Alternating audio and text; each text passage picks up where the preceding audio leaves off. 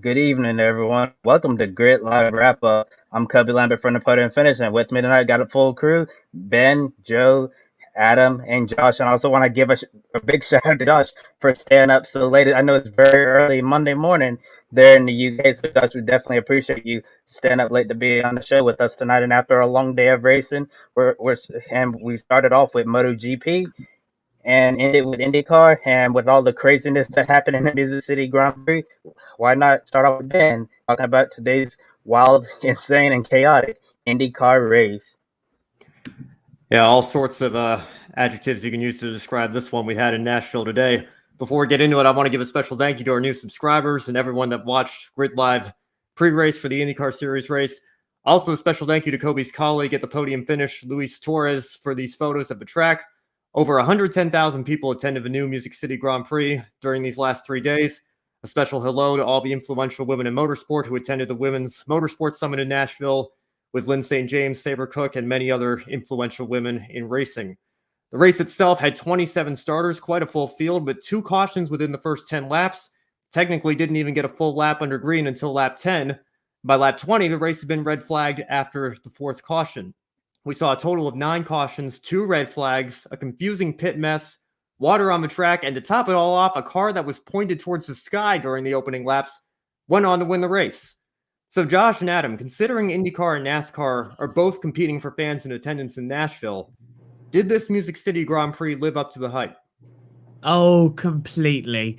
That race had absolutely everything. Over 3 hours long, 2 hours, 19 minutes was the total race time as well. 10 cautions, 2 red flags, about 14 actual green flag starts we had in total. And yes, I think it was disappointing we didn't get as many green flag laps. And when we did, it was limited to how much we could actually overtake. But the boldness of these drivers that we saw today, especially over the Korean War Veterans Bridge down to turn 9 as well, the overtakes that they were pulling off was fantastic. The hype was there as well. They managed to finish the grandstand on time as well. They've been turning people away all weekend as well. The reception has been a lot more positive than anybody could have guessed. It's a beautiful track. It's a beautiful skyline as well. I've really enjoyed this weekend's Music City Grand Prix at Nashville. So yeah, I think it's done a very, very, very good job and certainly is competing with NASCAR here at Tennessee. I have to agree with you, Josh. That race was exciting, chaotic. IndyCar, it was really, really cool to see IndyCar running through the streets of the country music capital of the world, Nashville, Tennessee. I mean, you had stars left and right coming out. You had country music performers at night. You had some great racing, not only from IndyCars, but the Trans Am Series was there. You had Robbie Gordon Stadium Super Trucks was there. And overall, I think now it's going to, I hope this race sticks around for a long time. And the track was incredible. I loved it. So bring on 2022. Yeah, certainly chaotic and some logistical issues, especially with the Turn 6 grandstands. Hopefully they get those fixed for next year, because I think the event does have a lot of potential, but it does have some room for improvement. Room for improvement next year for Colton Herta as well, and I feel a little silly saying that considering how fast he was this season, fast he was this weekend, I should say. Couldn't quite close the deal, though. 4th race in a row starting on the front row with 6 laps left, going into the wall hard, giving Marcus Ericsson the win to complete his amazing recovery after his incident with Sebastian Bourdais. You had to feel for Herta, though, after how sensational he was in qualifying and how strong he looked driving his way back up through the field. Just pushed the issue a little bit too much and ended up going into the wall. But in terms of Marcus Ericsson, what he's doing with Chip Ganassi Racing, he's scored the most points since his victory in Detroit. So with just 5 races remaining, how much he's closed the gap? Do you see him as a legitimate contender for the championship at this point in the season? I'm going to have to say yes. Kind of weird saying that, but overall, Marcus Ericsson's really surprised me this year. He's 5th in the points. I think he's got a really good shot to be a contender for the championship. And I wouldn't count him out for any more. I wouldn't be surprised if he wins even more races this year. He is a good driver at Chip Ganassi. I have a lot of respect for him. So yeah. 3 drivers have won 2 races this year. Marcus Ericsson now one of them. Then we get Alex Palou, who's leading the title, and Pato O'Ward is the third. So by logic, you would have to think, yeah, maybe he has got a chance of winning the title. He's on 331 points. Alex Palou's on 410. 5 races to go. It's possible he can do it. He needs to have a good result next weekend in Indianapolis and then going into the following races as well. But it's all going to come down to Long Beach. That's where everybody knows. It's not going to happen in Laguna Seca. It's going to be Long Beach where this title's going to be decided because it's just too close.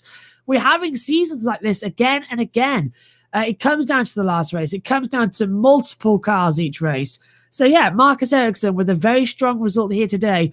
I came off air after I was commentating with Megan on the race, and she said, well, Herta really should have won that one. And then I thought to myself, yes, but we had a great run from Ericsson. He took the gamble with the pit stop, put on a set of alternate tyres that were already used as well, fueled longer after the red flag. Perfect strategy call, perfect decision, and it really, really worked. So I think, yeah, Marcus and Chip Ganassi really got their heads screwed on. So yeah, they're definitely championship contenders. Yeah, I know Palou has what looks like a pretty decent lead in the championship, but if IndyCar's taught us anything over the last decade plus, it's never over until you get down to the last race.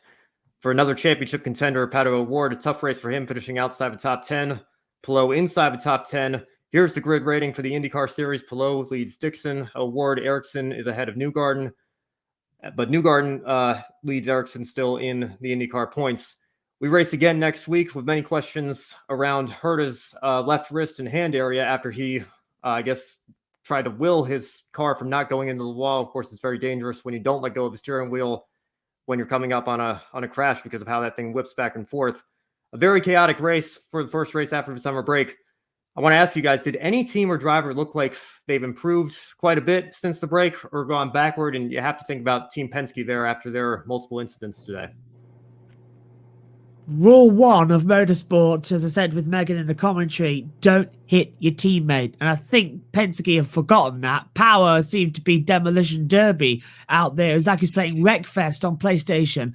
Absolutely ridiculous the amount of people he made contact with. He forced his own teammate out of the race. I mean, if the captain isn't slapping Will Power around the face this evening, then he's not doing something right. This was a very off day for Will Power. He's definitely gone backwards in the order in terms of improving. What a race from Romain Grosjean. Adam, I think you mentioned it yesterday. He'll be a surprise. And you were right. And even we were shocked. He was leading the race and actually having pace until he had to come in. Certainly, however, looking at it, I was very impressed today with the 2 McLarens. Unfortunately, they kept slipping back as well. And we know Pato had that incident as well. But my driver of the day went mainly as well down the order to Felix Rosenquist, but your heart definitely goes out for Colton Herta. He did everything right this weekend. As you said, Ben, at the top of this part of the show, 4 races now he hasn't converted after starting on the front row. He led practice 1, practice 2, qualifying, and the warm-up. I mean, it was so close to a perfect weekend. So yeah, Herta improved big time. He's got a lot to do. Indianapolis might favour him more on the road course. I gotta agree with you, Josh. I feel so sorry for Colton Herta as well. I surely thought he was going to get around Marcus Ericsson and claim the victory, but turn 9 claimed another one. But we saw in the telecast what happened with Joseph Newgarden in practice. Overall, I'd have to give Marcus Ericsson really surprised me today, especially after his lap 1 incident with Sebastian Bourdais when he flew into the air and came back down. And I'm surprised Colton Herta didn't have anything for him at the end. I truly thought if Colton Herta was going to run away with this, after starting on pole, But overall, I have to give my driver of the day in Nashville. Also, I have to give it to Marcus Ericsson after the launch and win. They said on the telecast. Remember 85 with Danny Sullivan, the spit and win. Well, today Marcus Ericsson can say he launched in the beginning and then went on to win his second career, and he went on to win the inaugural Music City Grand Prix in Nashville. Yeah, I think between Brad Keselowski spinning out and collecting Joey Logano of a NASCAR race of Watkins Glen and the multiple incidents with Will Power today, Roger Penske can't be too happy with how his race teams did, both in NASCAR and in IndyCar today. So definitely some improvement to do for Penske coming out of summer break here. But in terms of who did improve, I think we got to mention Andretti Autosport. Obviously, the dominance Herta had and looked like he could maybe steal the win from Ericsson there, even at the end before he crashed out. Rossi was up there for a while as well. I know he had the issue with O'Ward that kind of shuffled him back. But James Hinchcliffe and Ryan Hunter-Reay having two really good runs when those two guys in particular needed it. We don't know where they're going to be next year in terms of where their contract situation, we've yet to see where it's going to play out. So for a couple of guys that needed strong runs, they certainly got them today. Very exciting IndyCar Series race weekend. Of course, you're going to do it all over again next weekend at Indianapolis. Yesterday, we discussed the potential of rain and even a Monday race for the MotoGP. The rain never showed up, but we had a red flag that essentially shook up the race and the running order. Pecco Bagnaia was leading the race. Miller had a really horrible start and essentially was falling towards back, but then we had a red flag for a very scary crash. Danny Pedrosa high-sided his bike in turn 3. This is the same bike where last year we saw the frightening accident with Zarco and Morbidelli. Lorenzo Savadori collided into his bike, went over the handles. Both bikes burst into flames.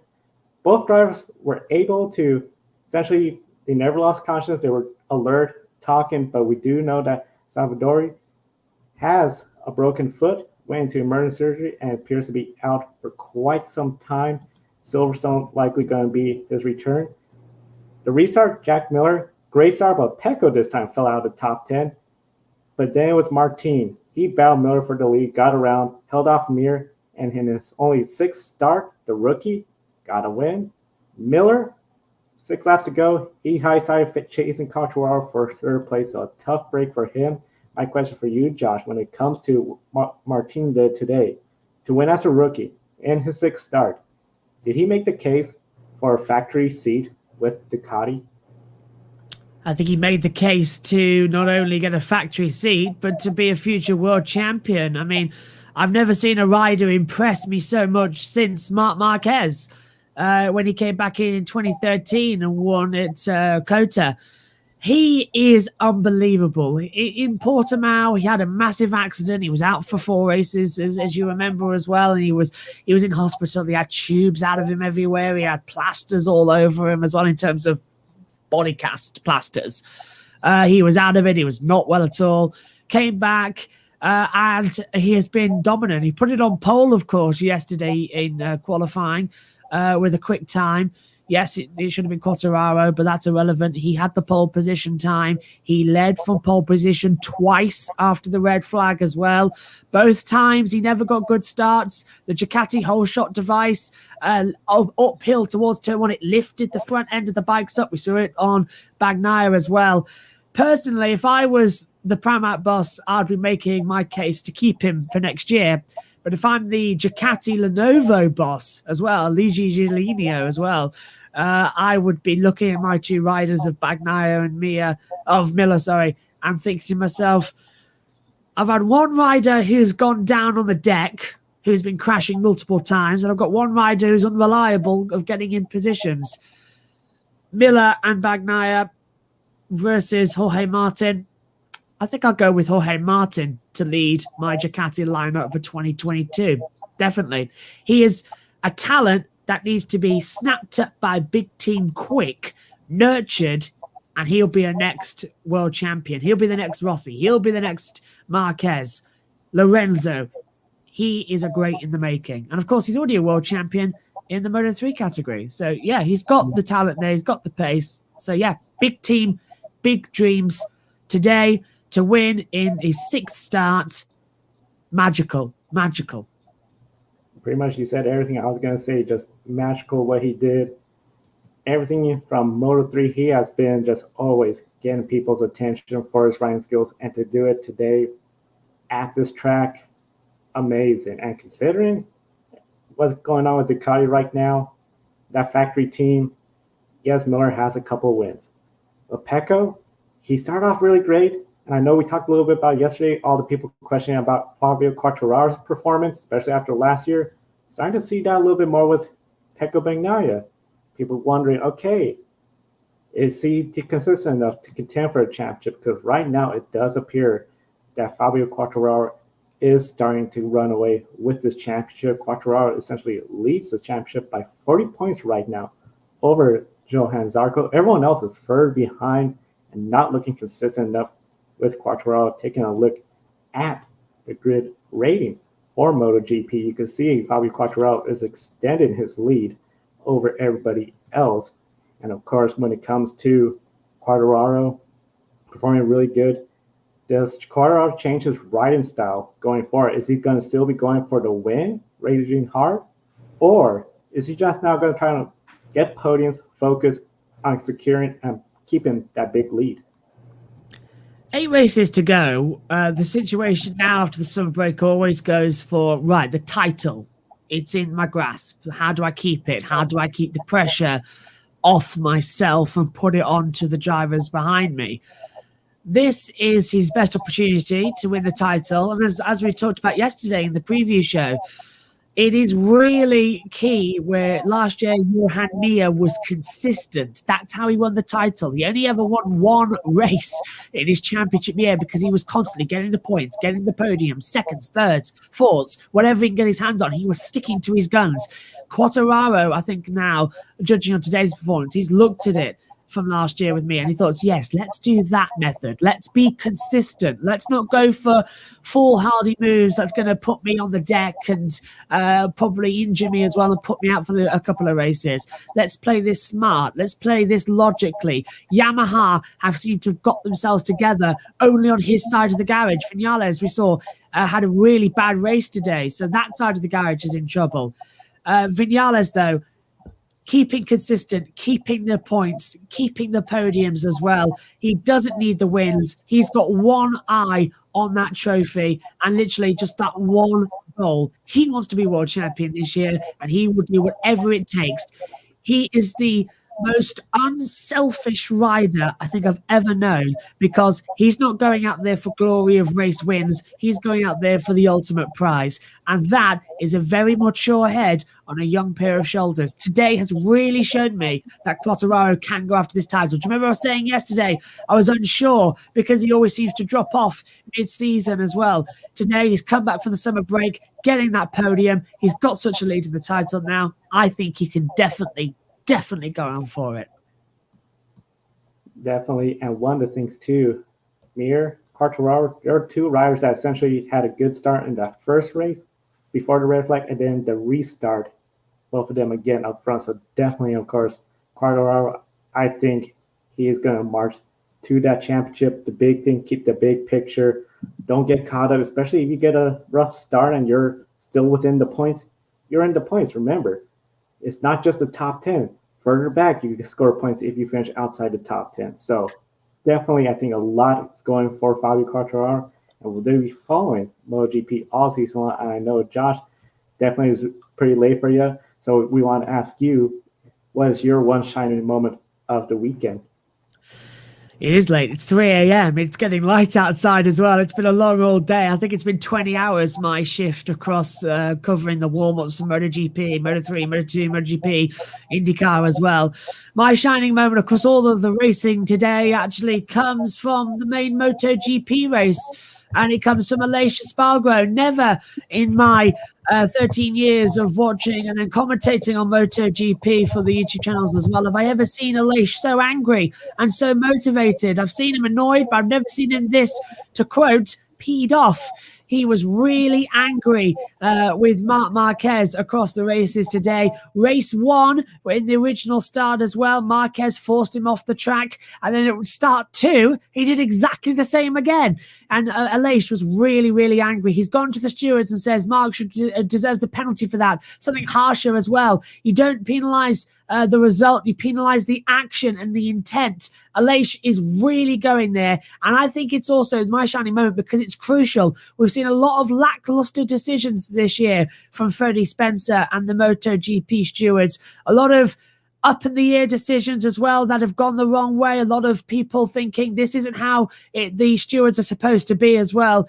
Now we've got riders that are moving with Aleix Espargaro to really make a change for fairer riding in the Premier class as well. That is a great shining moment because it's been a lot of controversy recently about riders losing positions post-race as well. So yeah, definitely Aleix Espargaro, a man with a mission going into the remaining races, definitely to make MotoGP fairer.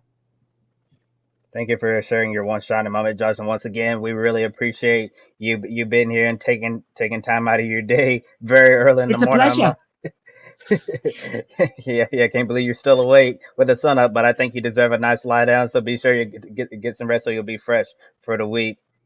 That's where I'm going now. Thanks everybody as well, and I'll go watch the rest of the show. Have a great one. You too. And next, we're going to get into the NASCAR Cup Series race at Watkins Glen, with the Cup Series returning to upstate New York for the first time since 2019. As you remember, last year during the pandemic, we didn't come to Watkins Glen, so it was really nice to see NASCAR back at the Glen. Kyle Larson ended up winning the race, his 5th victory of the year. In the first 2 stages, did not have many cautions. The strategy of pitting before the stage break really shook up the order from stage 1 to stage 2. Kyle Larson is now tied with Denny Hamlin in regular season points for the lead. Imagine if we had a season-long championship without playoffs or a point reset. Everybody would be going bananas right now, in my opinion, to have such a close battle in NASCAR. And in our grid rating of the NASCAR Cup Series, Young Money is well ahead of the competition. See right there, 252 to 188. Chase Elliott, the next one right there, just showing how dominant Kyle Larson has been in 2021. Can anybody stop Kyle Larson's dominance before the playoffs? I know it seemed like for a while, Hendrick Motorsports was very dominant, and then they kind of cooled off a little bit. And now, once again, we might see another streak of dominance from Larson and Hendrick. No, I believe Kyle Larson right now is the top contender overall for the NASCAR Cup Series championship. We saw today that, we all picked Chase Elliott to win yesterday, and he almost did it. But Young Money, he got a striking performance. He bowled a 300 game, and he got the checkered flag at the Go Bowling at the Glen. Right now, Kyle Larson is on a mission. I believe it's going to be hard for anybody. I don't care who you are, even his teammates at Hendrick Motorsports, to stop him to win the championship. He's in another planet, another world, and Kyle Larson's Young Money, and after his iRacing, what happened with his iRacing experience last year, it cost him a ride. So Kyle Larson versus the field right now in NASCAR. If anyone's going to do it, I think it's going to be his teammate, Chase Elliott. And, we saw Chase had a very strong run today. We know what he can do on road courses. And, with how fast he was moving his way up through the field, I thought maybe he was going to get a shot. We saw Larson catch some lap traffic there at the end. Still a second-place run. I know a lot of us picked him to win the race. I think he's right there with Kyle and could maybe challenge him. But you know how these playoffs are. I mean, imagine showing, for all the people saying, NASCAR wants to chase the casual sports fan or casual racing fan with the changes that they've made in recent years. Try telling somebody with how they've run this year that, with no disrespect to Michael McDowell, he's had a solid year for Front Row Motorsports with what they can achieve and the equipment that they've been limited to, given or when you compare it to the top teams like Joe Gibbs Racing. McDowell is ahead of Denny Hamlin in the playoff grid right now because he has one win and Hamlin doesn't have any. Even though Hamlin's had a phenomenal year, He just hasn't broken through to win a race, and he's actually level tied with Kyle Larson if you were doing a straight up points battle right now. So like you said, Kobe, we could be having this phenomenal championship battle between one guy who looks like he's dominant, he's winning all these races, but he's not as consistent as somebody who hasn't won a race yet this year. But yet, despite what seems to be completely different seasons for them, they're right there together in the championship. And you got to think it's only a matter of time before Hamlin does break through and get that win.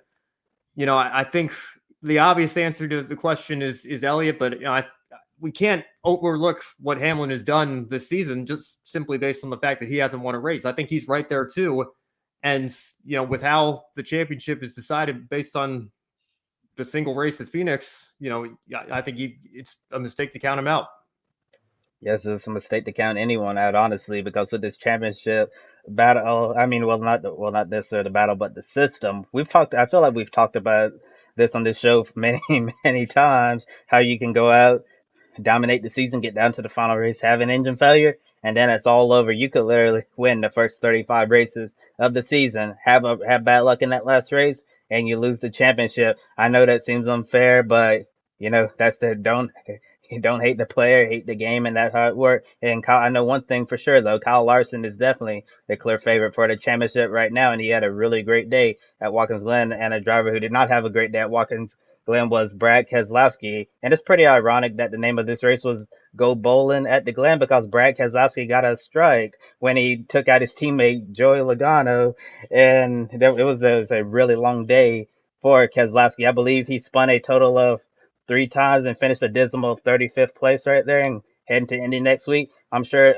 no driver in the field wants to get to Indy to get Watkins Glen out of the system any more than Brad Keselowski. And in the final stage, it was caution free. Overall, a really fast race done in under 2.5 hours. And I really think NBC wanted to get the NASCAR race out of the way so it didn't go into the IndyCar Nashville broadcast window, since it was such a highly anticipated event. And overall, lots of great racing, including an epic 3-way battle for the lead between Martin Truex Jr., Christopher Bell, and Kyle Larson. But Larson did make contact and spun Christopher Bell, but Bell recovered to finish 7th. Elliott and Bell both without their crew chiefs because they were issued an L1 level penalty, but both were still fortunate enough to finish in the top 10, and they were able to use the stage rates as a strategic advantage to gain track position. Should NASCAR have stage break cautions on road course? I know this is something else we've talked about before on this show, and without it, would it be harder for those in the back to advance up? Well, Kobe, to bounce off of your first point, I think NBC is definitely happy. I couldn't believe it. They only gave the Cup Series a 2.5-hour window. And let me tell you, I'm a Shark Tank fan. I know CNBC has their Shark Tank marathons on Sunday afternoon with the reruns of the shows they've acquired from ABC. I was thinking to myself, the Shark Tank fans are probably going to be upset because there's no way they're going to be able to get this Cup race in, and IndyCar is probably going to be bounced to that channel. Fortunately, it was a clean race, and we saw not a lot of, we saw some single car spins like you were mentioning with Keselowski, but nothing to cause a caution or anything like that. And, when you talk about stage racing and stage cautions, where I stand on the issue. I don't really see how stage racing has enhanced the product. I think if anything, it's only done more to disillusion the core fan base and push people away. But on road courses in particular, I think this is a much more common sentiment, even from people that maybe like stage racing. Maybe keep the stages, but don't throw the yellow on the road courses, because one thing that I really missed from the NASCAR that I fell in love with when I was growing up was the strategy aspect. I remember guys not firing up their cars, on the command at Sonoma because they were already focused on saving fuel. And, the days of that are over now that you have 2 planned cautions, exactly when they're going to come. I think that's, something that's taken away from the strategy aspect and the watchability of these. I don't even know if that's a real word there, but it takes away from the viewers' enjoyment of watching a road course race in NASCAR. And I think regardless of how you feel about stages, you can't deny that it really does. It's just not a good feeling, to have a close battle, great racing. We saw a lot of great racing today at Watkins Glen, and to have it interrupted by planned cautions. I feel like if we just let the races play out naturally, I think you get a better product, and you wouldn't be disillusioning the fan base like you've been with the stage racing we've seen the last 5 years. I have to agree with you, Ben. I started, to give the viewer some perspective, I started watching NASCAR racing in the 80s, and it was like, no, there was no stage racing, no overtime, and it was flat out competitive. And I wish NASCAR would go back to that on the road courses, to give, us fans been watching for a long time, something that we've missed, and see how these new casual fans who haven't watched NASCAR as long as me, what they would think of it. I don't like these competitive cautions, like we had. I think, it was a really good race today, especially with the person that gave the starting command. I will say that was pretty wild and epic. Didn't expect that, but overall, that was a really good race, and should be interesting to see the rest of the season in NASCAR. Yeah, and we do have a comment in the chat room from Josh, who was just on the air. He said he thinks that we should lose the stage races and just have them on ovals, if at all. NASCAR is a fan-made sport and needs to be returned to the fans. And if NASCAR keeps stages long term, at least do what IMSA does when they have the endurance rounds awarding the points. Just leave the race green. We can award points and we don't have to have a caution. So I think that would be a simple fix to the stage problem. And we also have another comment from Josh in the chat room. It's a question for you, Adam, asking, what do you think Dale Earnhardt would think of this? Oh boy. This should be interesting because, I grew up Dale Earnhardt, so I don't think he'd like stage racing. I don't think he'd like it at all. I think he wants it flat out, going back to where it used to be, no stages, no, full throttle, have a 3-hour race. Oh yeah, have the race start at 12:30 or 1 o'clock like it used to be back in the day. These 3:30 starts and 4 o'clock starts. No, that's not the way I grew up, and that's not the way a lot of fans grew up. I believe the race at Indianapolis next Sunday starts at 12:30. That's the time it should happen. That's the time it should happen for every single NASCAR race. Easier on the fans, I believe. Kobe, I believe that my colleagues would agree on this. Am I right, guys? Yeah. Well, and Adam, I'm glad you brought that up. That's something I forgot to mention when we were talking about the start times. I think this wouldn't have been a problem. It was getting dark in Nashville for the IndyCar series. With the short window, NBC had already left them between the races. If you start a NASCAR race at noon, and I'd like to get noon, but I would even take 1 p.m. If you start at 1 p.m. Eastern time, that gives you 2 extra hours. In case you get a pop-up thunderstorm. It's summertime. It gives you more of a buffer to work with, and it's also the fans aren't left on their Sunday afternoons waiting. I understand there's the argument that you get the primetime audience coming in towards the end, but I don't think that makes as much of a difference as people think. So I'm with you. I'd like to see the races start earlier as well. And I also remember, getting back to this stage racing debate, I think I randomly hopped on, like, NBC Sports was, they went live on Facebook or something during the 2017 Daytona 500, which was the first Cup race ever with stages. And Parker Kligerman was reading a comment in the chat, and somebody said, I like the stages, but maybe just don't throw the caution and interrupt the race. Maybe just award the points. So that's been an argument ever since stage racing was introduced. So, it's funny to see that coming up again, on the road courses in particular, where it messes up the strategy so much. But, as much as I'm not opposed, or as much as I'm, in principle opposed to the idea of stage racing, the idea of the fact that, the guy who comes across the line to finish the race in 7th, who wins the first 2 stages, can end up taking away the most points from the race weekend with a 7th place finish. How do you explain that to a casual fan? I think I'd like it better if we didn't interrupt the racing with the stage cautions.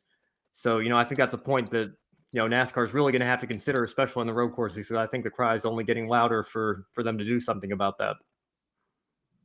And we do have another question from Josh. I'll answer that for you right quick, Josh. You're asking, is TV having more control over these start times rather than the series? Unfortunately, that is true, because these TV companies, what they really care about is hitting the ratings. And Ben just talked about that. TV believes if you start later in the day, you'll get that primetime audience. And I also agree with what you said, Ben. I don't really think it matters as much as people think it does, and I think it's super unfortunate that TV started having a bigger say in all of this because even when I started watching NASCAR in the mid 2000s, I remember all of the Cup races at 1 p.m. and I really enjoyed that.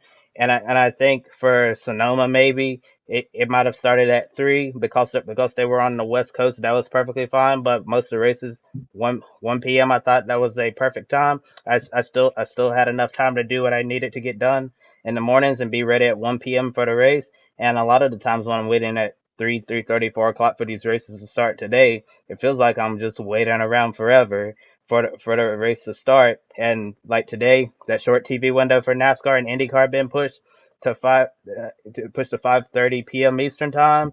I felt like that was super unfortunate, and I'm wondering if the Olympics had a factor in that because I know they finished up.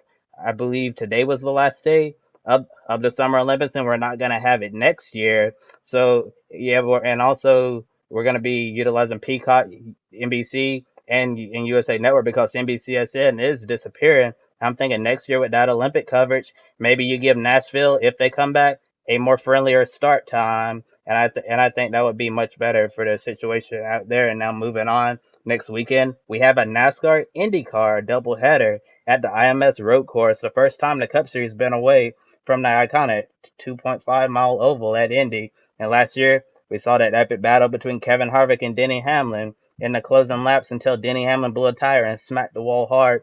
This year, both drivers are winless, and only 3 races remain in the regular season with Indy, Michigan, and Daytona as the regular season finale. Does anyone outside of the top 16 have a chance at playing spoiler, winning any of the next 2 races before the wild card at Daytona?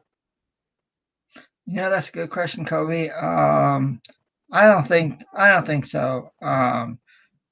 But as we all know at Daytona, anything can happen, will happen, and usually does happen. So, the drivers outside the top 16, it's going to be interesting to see who comes out of it. I think the top 16 is secure right now, and take a look at the grid ratings.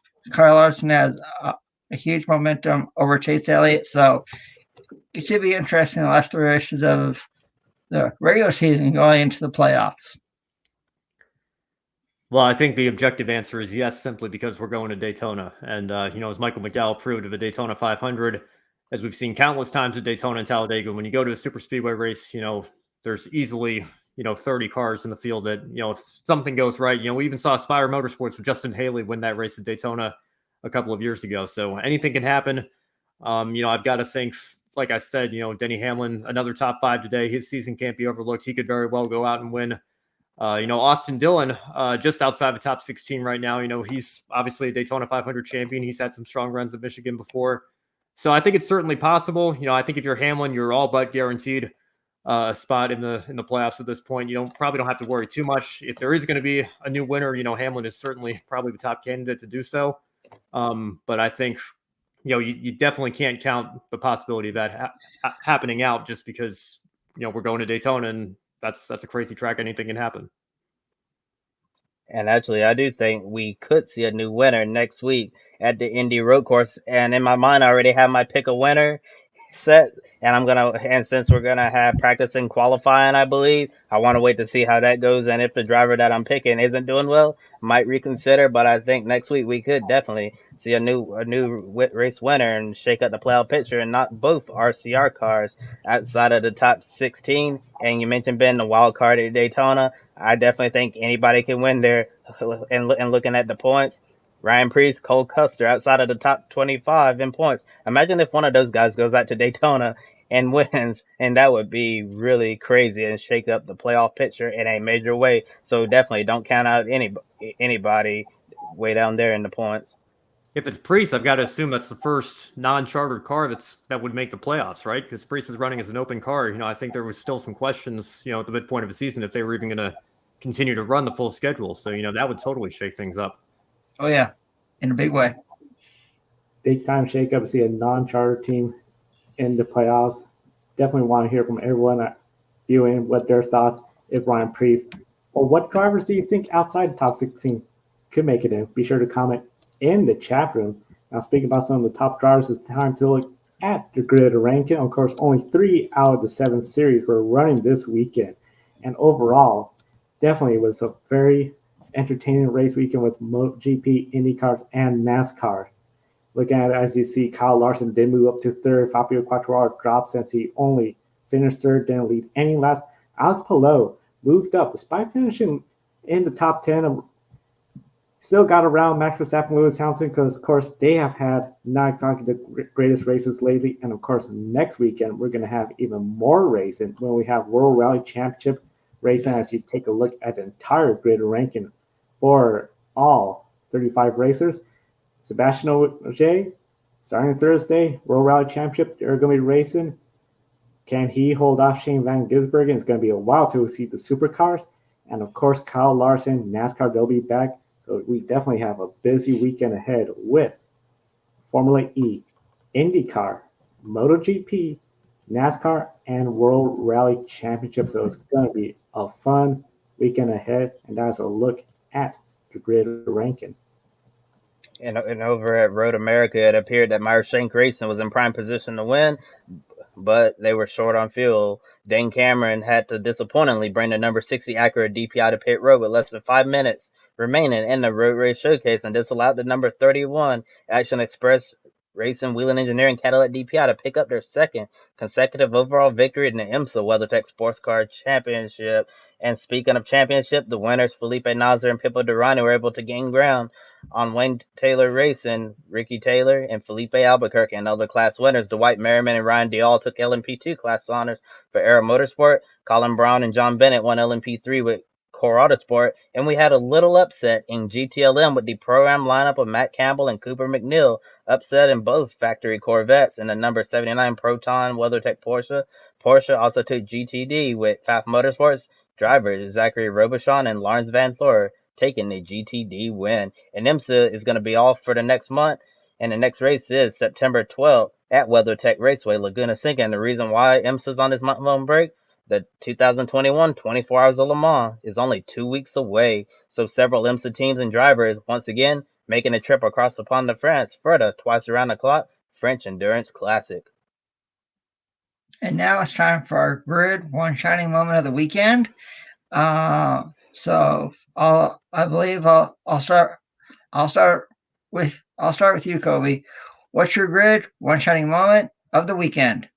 Oh wow! I just thought I was gonna go last. It kind of caught me off guard. Oh my goodness! But I'm gonna give a shout out to the Brett man himself, Brad Perez, for working so hard to fulfill his dream to make a start in the ARCA Menard Series. He ran the number 60 for Josh Williams Motorsports, and Brad's had an opportunity to race in ARCA, but he wasn't able to raise enough money. And actually, Brad is currently a tire specialist in the NASCAR Camping World Truck Series and the NASCAR Xfinity Series. And Truck Series, he's with the number 25 team, the Rackley team, and in the Xfinity Series, he's with Tommy Joe Martins. And to be a NASCAR crew member, working really hard, raising the money, be able to make his ARCA debut. Although he didn't have the finish that he wanted after battling some mechanical woes, Brad definitely showed that he has the potential to do great things in good equipment, and hopefully that wasn't the last time he'll get a shot at a road course race. So that's why I'm giving the Brett Perez, one shining moment. You did an awesome job at Watkins Glen, Brad. I want to stick in the ARCA series. I want to give a one shining moment to somebody I had the pleasure of meeting at New Jersey Motorsports Park in 2018, and that's Dale Quarterly. It's been a little while since we've seen Dale at the racetrack. He had an opportunity to get back behind the wheel in a partnership with his team and Willie Mullins this weekend at Watkins Glen. Unfortunately, was involved in an incident with Drew Dollar, took him out of the race early. But we know Dale can drive so well on the road courses, and it was great to see him back out on track in the ARCA Menard Series at Watkins Glen this weekend. I want to give him my one shining moment and give him a mention tonight. Me, I'm gonna have to go with Marcus Ericsson after the incredible opening laps at Nashville, where he went airborne over Sebastian Ogier's car. He came back and won, holding off Colton Herta, even though Colton wrecked at the end. It was still an incredible performance, and I'm giving my one shining moment to Marcus Ericsson at Chip Ganassi Racing. For me, it's going to Jorge Martin in MotoGP. Only his sixth start. Portimao, he had a serious crash, missed 3 races. Earlier this year, second start of the season, he got pole, almost got the win, but Fabio Quartararo got around. The experience came out for Quartararo that day. But today, Martin, that first start, okay, he was still in the top 3, didn't have the greatest start. Then we had that scary crash. The restart, he fell behind Jack Miller. Jack Miller could have easily just gone away with it, but Martin raced a strong race, got around him, the factory Ducati, and Martin held off the defending MotoGP champion, Juan Mir, lap after lap after lap, and never allowed Fabio Quartararo an opportunity to get close to contend for the win. Jorge Martin, my one shiny moment for the weekend, and I think we'll see a lot more shiny moments from him and his career. Now, of course, we are definitely going to be doing a lot more shiny moments in the future, and we want to thank all our Patreon subscribers for keeping us on the air. Colin, Mark Deschelle, thank you so much. You could join them by click on the Patreon link. We just released to everyone our annual report on Patreon, as well as our monthly reports. Definitely invest in the Grid Network, and if you are investing in the stock market, check out public.com. Type in the referral code GRIDnet. You get $5, and you can invest that $5 in a company. So free money to start investing in the stock market. This is a great place to make new friends, share with your current friends stock trading tips as well, and definitely check out public.com, and of course our friends at Publis. 10% discount for Grid Network viewers. Link in the video description, and in the video description we have a link to Ben's channel and Joshua's channel. Be sure to subscribe to them as well. Next weekend we have Formula E season finale at Berlin, IndyCar at Indianapolis Road Course, MotoGP at Austria, NASCAR the road course at Indianapolis Motor Speedway, World Rally Championship, Belgian Rally, Can Sebastian OJ keep the grid ranking lead. For Adam Lemrys, Ben Schneider, Kobe Lambs from the podium finish, I'm Joe Sandiego. Thank you for watching. We'll see you next time. Don't be an anonymous investor. Join the stock market social media platform, public.com. Invest any amount of money and share with friends and new friends. Discover new opportunities, such as new companies and potential business partners, and useful tools for beginners, and share your experience with friends on public.com. Link in the video description gets you $5 for being a Grid Network viewer. Use the referral code GRIDNET for your free $5 to invest and start investing and networking on public.com.